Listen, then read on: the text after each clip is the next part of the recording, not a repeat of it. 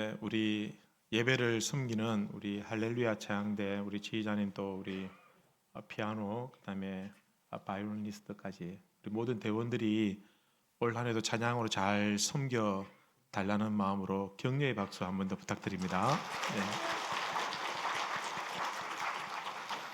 네. 이러면 이제 결석 못 하겠죠, 그죠?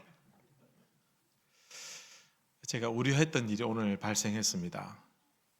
자막이 안 나오니까 성경을 여러분 학생들도 요즘 책가방 잘 안 들고 다니고 책 잘 안 들고 다니거든요. 그래도 걔들은 학교 가면 교과서를 갖다 놓기라도 해요. 그리고 성도님들 요즘에 시대가 그래서 그런지 성경책을 안 들고 와서 예배를 드리는 분도 있고 들고 오시지만 찾지도 않는 분들도 계시는데 여러분 그 새가족이나 잘 모르시는 분들을 위해서 준비한 것이지 우리가 예배를 드릴 때에 좀 나태하게 아니면 성의 없이 하자 해도 된다라는 그런 의미는 절대 아니니까 여러분 다음에 이런 일이 없도록 잘 준비해 주시고 그렇게 함께 영과 진리로 예배하는 우리 성도님들 되시기 바랍니다. 올해 저희 교회의 표가 오직 다음 세대입니다. 여러분 보시면 아시겠지만 오직 다음 세대, 오직 다음 세대. 왜 하필이면 오직 다음 세대이어야 할까? 그죠? 흔히 다음 세대라고 하면 우리는 이제 주일학교 학생들, 요즘에는 주일학교란 말도 잘 안 쓰고 교회 학교라고 합니다. 교회 학교 학생들, 뭐 유치부나 뭐 중고등부, 청년회, 초등부 이런 어린 자녀들만 이렇게 생각하는데 그러나 사실은 요즘에는 다음 세대라고 한다면은 좀 더 확장해서 30대, 40대 미혼 청년이나 아니면 결혼을 했지만 이제 3040 출산과 육아로 병행하고 있는 그 젊은 세대들까지 우리가 다음 세대라고 이렇게 표현을 합니다. 최근에 한국 사회에 3040 세대들에 대해서 많은 관심을 가지고 또 그리고 그 세대들의 어떤 흥망성쇠에 따라서 사실은 우리나라 전체 한국 사회가 영향을 받고 달라지더라라는 것입니다. 만약에 3040 세대가 침체되면은 젊은 세대가 없어지고 또 그들이 뭐랄까요? 기성세대에 대해서 좀 부정적인 그런 요소들이 나타난다고 한다면은 우리 사회 전반적인 기반들이 흔들리게 될 것이고 그리고 그들을 통해서 출산하는 그 다음 어린 자녀들까지 영향을 미치기 때문에 한국 사회뿐만 아니라 사실은 한국 교회도 굉장히 중요한 세대로 이렇게 부각되고 있다라는 것입니다. 그래서 교회에서도 3040 세대들이 중요하다는 것을 인식하고 있어서 벌써 몇 년 전부터 거기에 대한 기획 컬럼이나 논설이나 이런 자료들이나 이런 전문가들의 견해가 담겨 있는 책자들이 굉장히 많이 발간이 되고 있는 그런 상황입니다. 한국교회 트렌드 2024라는 책이 있습니다. 이 책에 보면은 패밀리 크리스찬이라는 용어가 있습니다. 패밀리 크리스찬. 여러분 무슨 뜻이냐면 교회 학교가 언제부터인가 학생들 중에서 예전에는 주일학교 학생이 100명이다 하면 절반 이상이 안 믿는 가정에서 나오는 아이들이 많았었어요. 그죠? 그런데 코로나 이후에 그 아이들이 쑥 빠져나가고 이제는 믿는 집의 자녀들이 거의 한 80%, 90% 정도를 차지하고 있다는 겁니다. 어떻게 보면은 그 좋은 현상인 거 아니냐라고 생각할지 모르겠지만 그러나 부정적인 의미에서 복음의 확장성의 차원에서 보면은 그만큼 빠져나갔는데 100명 중에서 80%가 교회를 다니는 것이 아니라 100명 중에서 한 30%, 40%가 교회를 빠져나가고 나머지 6, 70명 중에서 겨우 80%가 부모님이 교회를 다니는 그런 현상이 나타나 있다라는 것입니다. 그래서 부모님들이 교회를 올 때에 차를 타고 오는 가정이 많아졌습니다. 근데 이제는 부모 중에서 누군가가 출장을 가거나 집안 대소사 문제로 교회를 예배를 드리지 못하면은 자녀들도 덩달아서 교회를 오지 못합니다. 자녀들이 감기나 뭐 어디 아파서 교회를 오지 못하면 부모 중에서 그 아이를 돌봐야 될 부모가 있어야 되는데 주로 엄마가 돌보잖아요. 그러면은 엄마가 교회를 못 와요. 그럼 아빠가 교회 오느냐? 이놈의 아빠들은 이상하게 더 안 와요. 부인 안 온다고 자기도 안 와. 그렇게 해서 아예 교회를 오지 못하는 그런 현상들이 굉장히 두드러지게 나타나고 있습니다.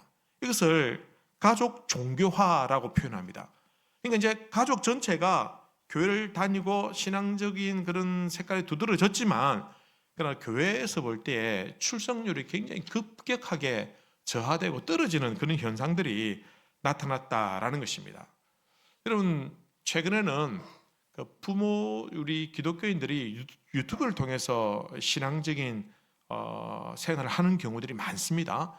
그래서 코로나 이후에 많은 교인들이 유튜브를 통해서 신앙적인 도움을 받습니다. 찬양을 많이 듣는다든지, 설교 말씀을 듣는다든지, 아니면 신앙적인 상담을 한다든지, 성경 통독을 한다든지 도움을 많이 받는데, 부모 세대들은 유튜브를 통해서 영향을 많이 받아요. 그래도 교회는 또 다녀요. 그런데 우리 자녀들은요, 우리 다음 세대, 우리 교회 학교 자녀들은 사실은 유튜브에 그렇게 크게 영향을 안 받아요. 여러분, 어른들은 혼자서 교회 안 가면 혼자서 유튜브를 틀어놓고 예배를 드리는 경우들이 있습니다만은, 여러분, 자녀들이 주일학교 안 가면서 유튜브 틀어놓고 합니까? 절대로 안 그럽니다. 틀어놓고 게임을 합니다. 그러니까 아이들은 대면 활동을 통해서 예배를 드리고, 대면을 통해서 선생님들에게 신앙적인 영향을 받고 친구들과 함께 활동하는, 이게 굉장히 큰 부분을 차지한다라는 것입니다. 그래서 부모들이 어떻게 하냐면은 자녀들의 신앙을 위해서 유튜브를 안 하니까 교회 학교가 왕성하게 활동하는, 교회 학교가 좋은 교회를 찾아가는 그런 현상이 나타나고 있습니다.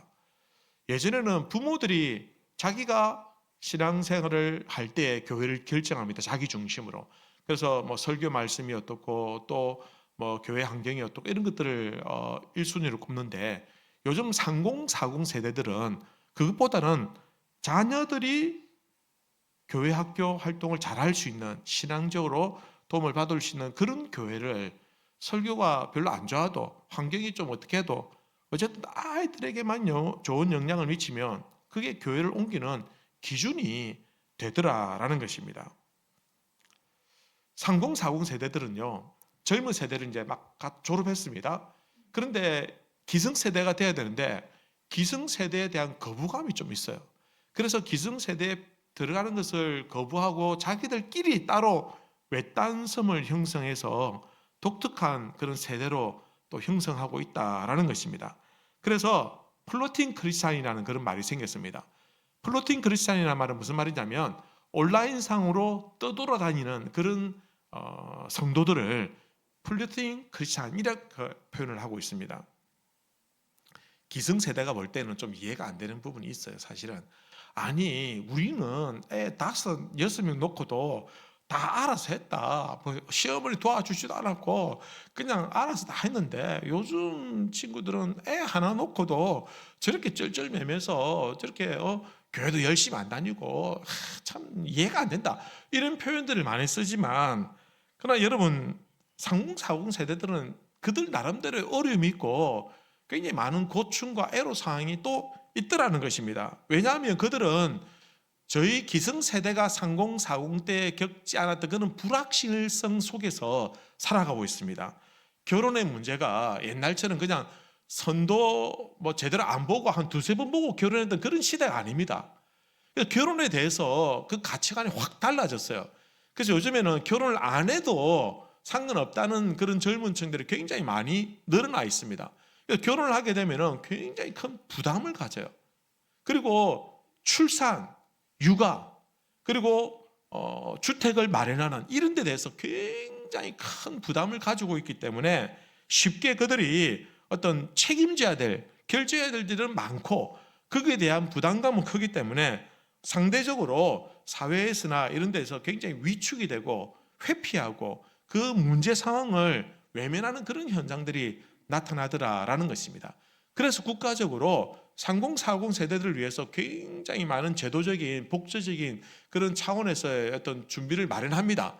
청년 주택 뭐 이런 것들도 하고요. 아주 저금리로 집을 대출할 수 있는 그런 제도들도 많이 준비되어 있고, 그리고 아이를 낳으면 어떤 뭐 시에서는 뭐 1억을 준대요. 애 하나 놓는데.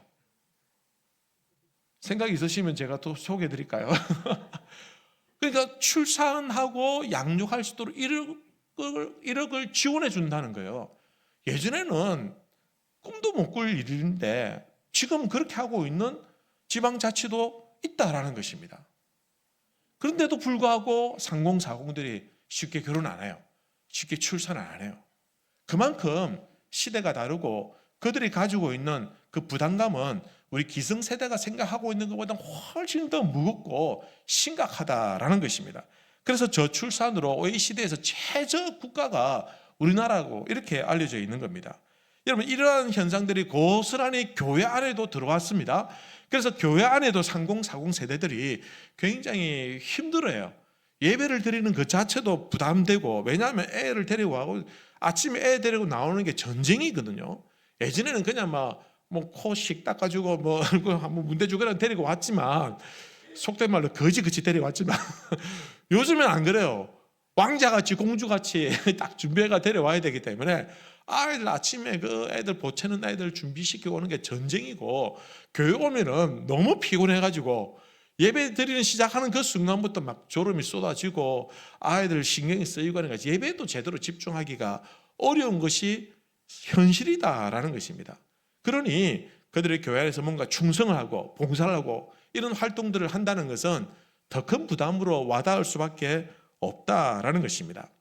그나마 다행인 것은 교회를 오는 3040 세대들이 만약에 10가정이 있다라고 한다면 적어도 5가정 정도는 그래도 교회에서 좀 위로가 되고 좀 은혜를 받고 좀 이렇게 스트레스도 해소도 된다라고 이렇게 표현을 합니다만, 나머지 또 절반은 전혀 상관없이 그냥 교회 왔다가 파김치가 돼가지고 또 다시 집으로 돌아가는 그런 일들을 반복하고 있다라는 것입니다.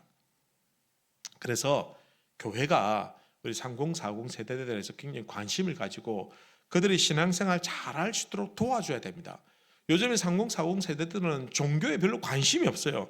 교회를 다닌다 할지라도 교회 활동은 굉장히 저조하고 봉사활동에도 굉장히 소극적이고 시간이 없다 하고 좀 쉬고 싶다 하고, 그리고 아예 교회 일에 좀 관여 안 하고 싶다, 교회 자체에 관심이 없는 그런 어떤 생각들을 많이 가지고 있다라는 것입니다.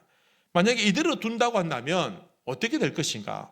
우리나라에도 미래가 없기 때문에 나라에서 국가 정책적으로 수조 원을 들여서라도 3040 세대를 지원하는 것 아니겠습니까? 그들이 별로 뭐 그렇게 살든지 말지 상관없다 하면은 그렇게 많은 재원을 투자할 리가 없었다는 것입니다. 오늘날 교회들도 마찬가지입니다. 교회들이, 특별히 대형 교회들은 3040 세대를 위해서 굉장히 많은 투자를 합니다. 그들은 뭐 재정도 있고 여유도 있고 공간도 있어요. 그렇게 하니까 가능하지만, 그러나 우리나라 교회 중에서 거의 한 70% 내지 80%가 대부분의 교회들이 200명 이하의 교회입니다. 200명 이하의 교회이기 때문에 이런 교회들은 엄두도 못 내는 거예요.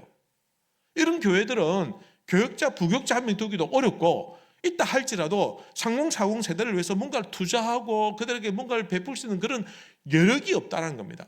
그러니 교회가 계속해서 알면서도 어려움을 겪고 대책을 마련하지 못하고 있는 것이 사실이라는 겁니다. 그러다 보니까 3040 세대를 어떻게 하냐? 좀 지나면은 교회에서 어려움이 있으니까 그냥 교회를 옮겨버리는 거예요. 자기 모교회, 자기 교회에 대한 그런 생각들이 옛날 같지가 않아요. 그래서 여기서 도저히 안 되겠다 하면은 교회를 옮기는 그런 결정까지 내리게 되더라라는 것입니다. 여러분, 한국 교회가 어느덧 여러분 이 3040 세대를 붙잡지 못하면은 교회의 미래가 없습니다, 여러분. 지금은 여러분들이 이렇게 예배를 드리고 있지만, 예를 들어서 그러지 않습니까? 서구 교회를 한번 보십시오. 서구 교회들이 처음에는 수천 명이, 수만 명이 모여서 예배를 드리고 의리의리하고 어마어마한 그 교회당에서 예배를 드리고, 굉장히 그때 예배 시간도 2시간, 3시간 했어요. 그래도 사람들이 꼼짝 안 하고 은혜 받고 아주 굉장히 부흥의 역사들이 있었어요. 그러나 그들이 다음 세대를 준비하는 일에 그들이 태만했을 때 어떻게 됐습니까? 지금 서구 교회들이 교회당은 의리의리한데 지금 그 큰 교회 예배드리는 사람들은 20명, 30명밖에 없어요. 그것도 80대, 70대 이런 사람들이 대부분이라는 거예요. 교회는 큰데, 그러니까 그 큰 교회를 어떻게 운영하겠습니까? 그 큰 교회 뭐 전기세, 뭐 물세, 뭐 운영하면 재정이 있었는데 이 30명까지는 도저히 안 되니까 어떻게 합니까? 결국은 그 교회를 팔 수밖에 없어요. 근데 이 교회를 누가 삽니까? 이슬람 교회가 사는 거예요. 그리고 또 누가 삽니까? 나이트클럽 사장이 사는 거예요. 싹 리모델링 해가지고 사이키 조명 팍 틀어놓으면 이 넓은 데서 굉장히 좋거든요. 그래서 교회당이 나이트클럽으로 바뀌고 또 이단 교회나 아니면 이슬람 성전으로 바뀌어버리더라라는 겁니다. 그러니 서구 교회가 무너진 거예요. 기독교인 몇 퍼센트냐면 거의 뭐 80%라고 해요. 근데 교회는 10%도 교회를 안 와요. 여러분, 그런 현상이 이제 동방의 예루살렘이라고 하는 소위 한국 교회도 이런 현상들이 일어나고 있다라는 것입니다. 한 세대 30년이 지나면은 어떻게 될지 모릅니다. 여러분, 우리가 다음 세대에 있어서 준비하지 않으면 여러분은 30년 뒤에 다 돌아가시면 저도 30년 뒤에 저는 살아있을 것 같아요. 여러분 다 돌아가시면 30, 40 세대들이 다 교회 떠나고 나면 교회 지킬 사람이 없어요. 그러면 여기서 할아버지 할머니들만 한 30명 앉아서 예배를 드리게 되고 이 넓은데 그러면은 우리도 똑같은 서구교회 전체를 밟을 수밖에 없다라는 것입니다. 지금 그런 현상들이 나타나고 있으니 한국 교회가 정신을 바짝 차리고 서구 교회를 교훈 삼아서 미래를 준비해야 됩니다. 다음 세대를 준비해야 됩니다. 우리 교회도 예외가 아닙니다. 여러분 보십시오. 여러분 불과 우리 교회 30년 전에 어땠습니까? 어쨌습니까 그때? 600명, 700명 예배 드리지 않았습니까? 의자가 없어가지고 보조의자 갖다 놓고 예배 드리지 않았습니까? 그래 하셨잖아요. 근데 30년, 40년 지나니까 어떻게 됐습니까? 제가 오기 전까지 교회가 그냥 막 폭삭 망하기 바로 일보 직전이었어요. 본당에서 예배를 드리는데 밖에 비 오니까 물이 줄줄 새는데 밑에 양동이를 대놓고 예배를 드렸어요. 주일 낮 예배를. 교회 내려오면요 곰팡이 냄새가 확 코를 찔러서 내려오기 싫을 정도였어요. 교회당이 지하 2층부터 지상 5층까지인데 여러분 절반은 교회가 사용하고 있고 절반은 그때 제가 처음 오니까 창고로 쓰고 있었어요. 온갖 시설 다 그냥 다 수시해 놓고 다음에 쓰겠지 하면서 그냥 창고로 쓰고 있었어요. 그나마 지금은 조금 좋아졌지만 여러분 여기가 지금 좋다고 할 때가 아닙니다. 우리가 더 힘있게 부흥의 날개를 펴고 일어서야 됩니다. 그러지 않으면 우리도 똑같이 또 그런 전철들을 또 밟게 될 것이 자명한 일이지 않느냐라는 겁니다. 그러니 준비하셔야 됩니다. 여러분 오늘 말씀해 보면 사사기 2장에 모세와 여호수아가 이제 죽었습니다. 그들이 살아있을 때는 그 위대한 지도자들이 이스라엘 백성들을 붙들고 지키고 이끌어가고 때로는 그들이 우상 숭배하면서 범죄했을지라도 하나님 그들을 통해서 교훈하시고 그들을 책망하실 때 그들이 다시 회개하고 돌이킬 수 있는 그런 기회들이 많이 있었습니다. 그러나 이제는 여호수아까지 죽고 난 다음 그 다음 세대가 일어났을 때에는 명목상으로는 하나님의 백성이라고 말하지만 그들은 하나님을 몰랐습니다. 하나님이 어떤 분인지도 몰랐습니다. 그들은 예배도 모르고 하나님을 섬기는 것도 몰랐어요. 여러분 마치 코로나 지나가면서 우리 자녀들이 신앙이 그냥 뚝 단절되어진 것처럼 세대가 그냥 신앙 교연에 뚝 단절되어진 것처럼 그런 현상들이 오늘 말씀 속에 일어나고 있다라는 것입니다. 문제는 그 다음입니다. 그들이 하나님을 섬기지 않을 때에 그들이 그 다음을 준비하지 않을 때에 그 다음 세대가 일어났을 때는 하나님을 잊어버리고 그들이 우상 숭배하면서 타락하게 되고 수많은 우상들 앞에서 결국은 그들이 하나님 앞에서 벌을 받게 되고 책망을 받고 심판을 받게 되더라는 겁니다. 여러분 오늘 말씀해 보면 여러분 오늘 본문 말씀해 보면 15절에 이렇게 기록합니다. 그들이 어디로 가든지 여호와의 손이 그들에게 여러분 이런 표현들은 사실은 그들이 어디를 가든지 너희가 무엇을 하든 어디를 가든지 너희가 하나님을 잘 섬기면 내가 너희를 찾아가서 축복해 주겠다라는 표현들인데 오늘 말씀에서는 반대로 어디로 가든지 그들에게 재앙이 내릴 것이다. 아무리 숨어봐라, 아무리 도망가봐라, 아무리 피해봐라, 내가 끝까지 추적해가지고 너희들에게 재앙을 내리고 심판하고 벌을 내리겠다. 왜? 하나님의 말씀을 거역하고 우상 숭배하고 하나님을 섬기지 않을 때는 여지없이 그렇게 만들겠다라고 하나님께서 말씀하고 있더라는 것입니다. 여러분 오늘 우리 세대가 신앙을 버리고 교회를 떠나는 것을 대수롭게 생각하면 절대 안 됩니다, 여러분. 왜냐하면 진짜 문제는 교회를 떠나고 난 다음에 하나님을 멀리하고 난 다음부터 그때는 세상과 보탐에서 세속화될 때는 하나님보다 세상을 더 좋아하게 될 때는 여지없이 하나님의 백성들을 향한 하나님의 심판과 재앙이 있더라는 것입니다. 여러분 그런 생각이 없으면 우리가 신앙생활 어떻게 하겠습니까? 그런 믿음이 있으니까 신앙생활 하는 거 아닙니까? 여러분 취미로 교회 오시면 안 됩니다. 신앙을 위해서 교회 오셔야 되는 겁니다. 결코 하나님을 절대로 떠나서는 안 되는데도 불구하고 떠났다.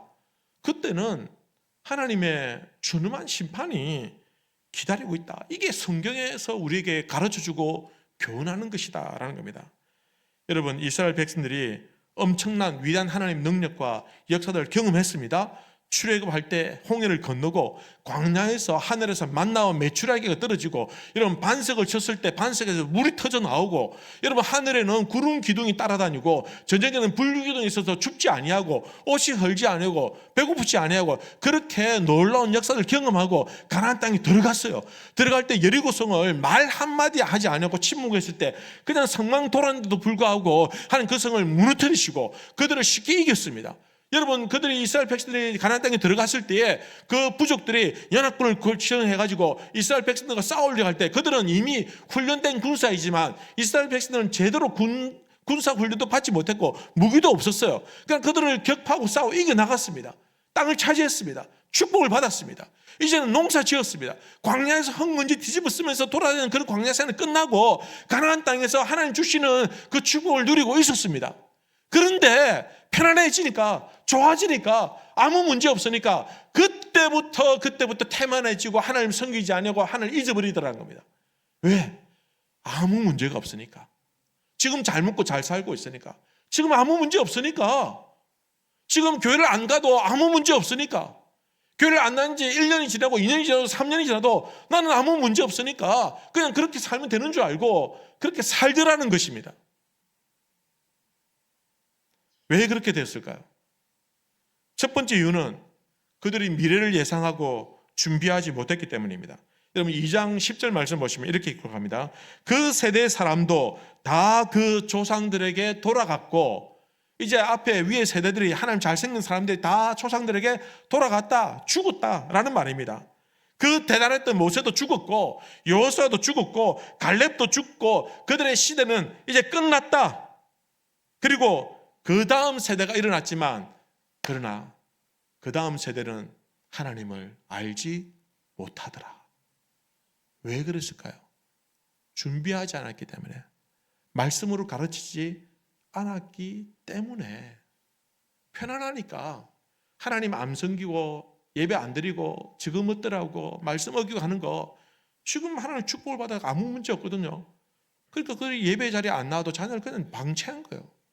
잘 먹고 잘 살고 있으니까 아무 문제 없으니까 괜찮아. 뭐 언제가 돌아오겠지.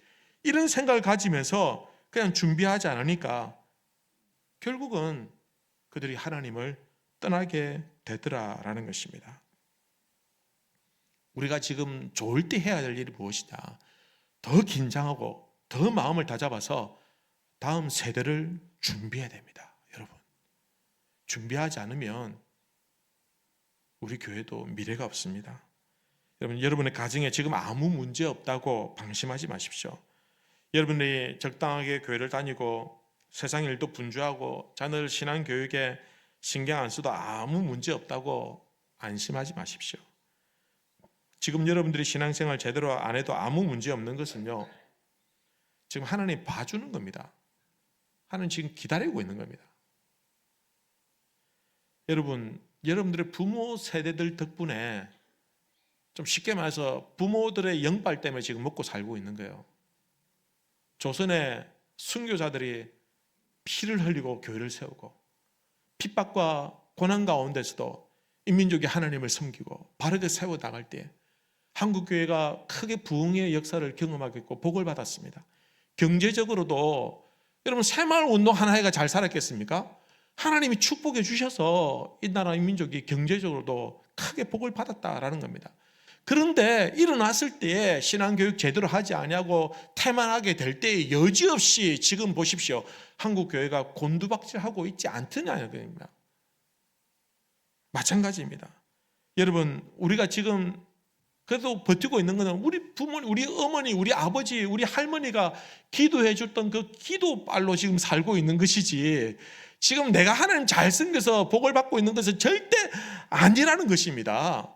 지금 여러분들이 하나님 앞에서 기도하지 아니하면 자녀를 위해서 눈물로 기도하지 아니하면 그들은 여러분들이 누렸던 그 혜택을 절대로 누리지 못하게 될 것입니다. 그러니 준비해야 됩니다. 여러분 기도하고 준비해야 됩니다. 이전 것은 지나갔으니 보라 새 것이 되었지. 이제부터라도 시작하는 겁니다. 늦었다고 생각할 때가 가장 빠를 때입니다. 여러분 20, 30년 전에 제가 세미나 가고 주일학교 교사 강습에 가면 늘 듣는 이야기가 뭐냐면 주일학교 위기다라는 이야기를 들었어요. 30년 전에 들었어요. 30년 전에 성경학교 이대로 가면 안 된다. 바뀌어야 된다. 했는데 30년이 지나도 여전히 위기라는 말만 하지 아무런 대책도 없고 성경학교도 30년 전에 그대로 그 포맷으로 계속 해오지 않습니까? 그러니 무너지게 되더라는 겁니다. 누가복음 23장에 보시면 예수님께서 이렇게 말씀하십니다. 예수께서 돌이켜 그들을 향하여 이르시되 예루살렘의 딸들아 나를 위하여 울지 말고 너희와 너희 자녀를 위하여 울라.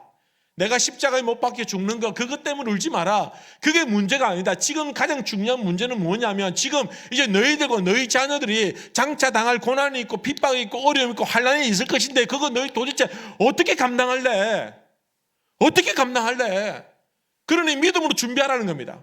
그들 위해서 기도하고 지금 그들 위해서 울라는 겁니다. 감당하기 힘들기 때문에. 여러분 단지 교회를 다닌다는 사실만으로 내가 지금 그냥 성경에 대해 좀 알고 교회를 좀 왔다 갔다 한다는 그 사실만으로 여러분 안심하시면 안 됩니다. 여러분 제대로 신앙생활을 하지 않으면 당장 이 예배 자리에 나오지 않으면은 아무것도 장담할 수 없다라는 것입니다. 여러분 믿음으로 준비하시길 바랍니다. 기도로 준비하십시다. 지금부터라도 우리 자녀들 위해서 우리 30, 40 세대를 위해서 우리 교회의 미래를 위해서 함께 기도하고 고민하고 준비하는 우리 성도님들 되시길 바랍니다. 두 번째는 하나님의 말씀에 순종하지 않았습니다. 신명기 31장에 보면 모세가 이제 죽을 때가 다 되었습니다. 근데 이 모세가 하나님 말씀을 기록합니다. 뭐라고 기록하냐면 모세가 그들에게 명령하여 이르기를 매 7년 끝해 곧 면제년의 초막절에 온 이스라엘이 내 하나님 여호와 앞 그가 택하신 곳에 모일 때에 너희들은 예배 자리에 나와서 모일 때에 이 율법의 말씀을 낭독하여 온 이스라엘에게 듣게 할지니 곧 백성의 남녀와 어린이와 내 성읍 안에 있는 거류하는 타국인을 모으고 외국인들까지 모으고 그들에게 듣고 배우고 내 하나님 여호와를 경외하며 그 모든 율법의 모든 말씀을 지켜 행하게 하고. 무슨 말입니까? 모여서 예배를 드리고 말씀을 가르치고 그들이 말씀을 배운 대로 행하게 해야 된다. 모세 오경, 창세기, 출애굽기, 레위기, 민수기, 신명기를 5권을 모세 오경이라 합니다. 모세 오경을 모세가 기록했다라고 그렇게 알려져 있습니다. 모세가 이 말씀을 기록하면서 뭐라고 하냐면 그냥 단순히 하나님 경전을 기록한 것이 아니라 이 말씀을 기록하면서 너희 자녀들에게 이 말씀을 들려주고 가르쳐주고 그들이 이 말씀을 지켜 행하게 해야 된다라고 그렇게 신신당부하고 있더라라는 것입니다. 그런데 이스라엘 백성들이 말씀을 가르치지 않는 거예요. 말씀을 들려주지 않는 거예요. 다음 세대를 위한 교육이 일어나지 않더라는 겁니다. 결국은 이스라엘 백성들이 그 다음 세대가 일어났을 때는 하나님을 모르고 하나님이 어떤 분인지 하나님이 어떤 일을 행하셨는지 하나님이 어떤 위대한 분인지를 모르고 예배하지 아니하고 그저 현실에 안주하고 그저 가나안 땅에서 우상 숭배하면서 쾌락적이고 유의적인 그 세상 문화에 젖어들어서 그들이 그냥 단지 안락하게 사는 일에 만족했을 때 그들은 결국은 그 땅에서 망하게 되고 나라를 잃어버리게 되고 그리고는 2000년 동안 나라 없는 서름을 당하여 살아온 것이 명백한 역사적인 사실이더라라는 것입니다. 부모들이 모세의 명령을 지키지 않았습니다. 말씀을 가르쳐라, 가르쳐야 된다, 지키지 않았습니다. 결국은 그 자녀들 세대에 나라가 망하고 무너지게 되었다라는 것입니다. 여러분, 우리의 문제도 마찬가지입니다. 하나님의 말씀을 가르쳐야 됩니다. 여러분 10절 오늘 본문 후반부에 보면 이렇게 기록합니다. 그 후에 일어난 다른 세대는